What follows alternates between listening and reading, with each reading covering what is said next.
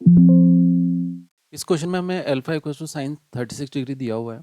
36 degree अगर दिया हुआ है तो हमें सबसे पहले सोचना है कि हमें इन फोर क्वाड्रेटिक, ये जो बाई क्वाड्रेटिक इक्वेशन दिया हुआ है, इनमें से किसी एक को सेलेक्ट करना है जिसका रूट अल्फा होगा। तो हम ये बोल सकते हैं कि ये अल्फा जिसका भी रूट होगा वो उसको सेटिस्फाई करेगा। तो अगर हम इस क्वेश्चन को रिवर्स में स्टार्ट करते हैं तो हम ये बोल सकते हैं कि हम अगर अल्फा से कोई ऐसी अगर बाई क्वाड्रेटिक इक्वेशन बना दें तो 100% वो उसी का फॉर्मेट होगा, बिकॉज वो उसको सेटिस्फाई कर रहा है, तो हम बाइक्वाड्रेटिक बना सकते हैं। अब बाइक्वाड्रेटिक में सबसे बड़ा प्रॉब्लम ये है कि अगर अल्फा में आप बाइक्वाड्रेटिक बनाना चाहते हो तो बाकी सब कांस्टेंट होने चाहिए, अल्फा ही होना चाहिए उस इक्वेशन में। तो हमें कोई ऐसी वैल्यू पिक करनी पड़ेगी जो कांस्टेंट हो।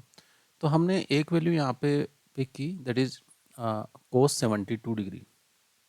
इससे क्या फ़ायदा हो जाएगा हमें कोस 72 डिग्री से? अगर तो इसको आप लिख सकते हो 1 माइनस 2 साइन स्क्वायर 36 डिग्री। तो एट द एंड अपने क्वेश्चन में आप एल्फा ही चाहते हो, तो मैं इसको थोड़ा और सिंप्लीफाई करके कोस 72 डिग्री का वैल्यू यहाँ पे लिख देता हूँ। That will B √5 minus 1/4। And right hand side में आप अपनी एल्फा में सब्स्टिट्यूट कर दीजिए, that will B 2 alpha square. अब हमारा मेन टारगेट ये है कि ये जो भी आपको सामने एक इक्वेशन दिख रही है इसको आप बाई क्वाड्रेटिक में चेंज करना है। तो हम पहले 4 से मल्टीप्लाई कर लेते हैं। सो √5 minus 1 and that will B 4 minus 8 alpha square. तो अगर √5 का वैल्यू अगर आप यहाँ कैलकुलेट करेंगे तो that will B 5 minus 8 alpha square.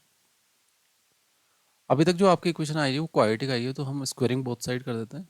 तो बोथ साइड में अगर स्क्वायरिंग करेंगे तो आप इसका भी स्क्वायरिंग कर देंगे एंड इसका भी स्क्वायरिंग कर देंगे।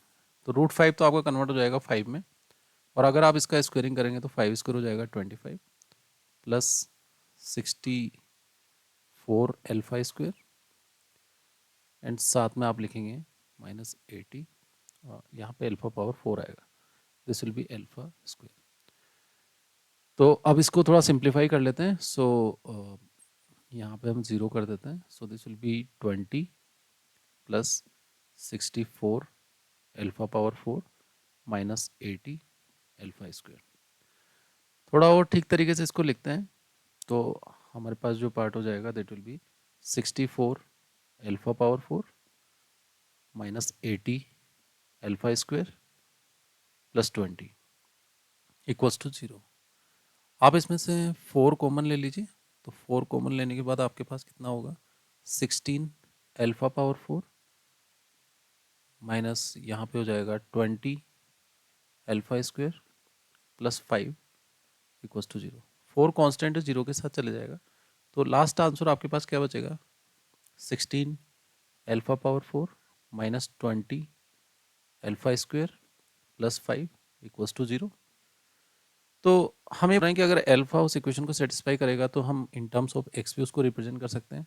सो this will be 16 x rest power 4 minus 20 x square plus 5 equals to 0। अब आप अपने 4 ऑप्शंस में से ढूंढ सकते हैं 16 x rest power 4 minus 20 x square. तो आपको जो ऑप्शन मिल जाएगा, option number 3 will be the correct answer.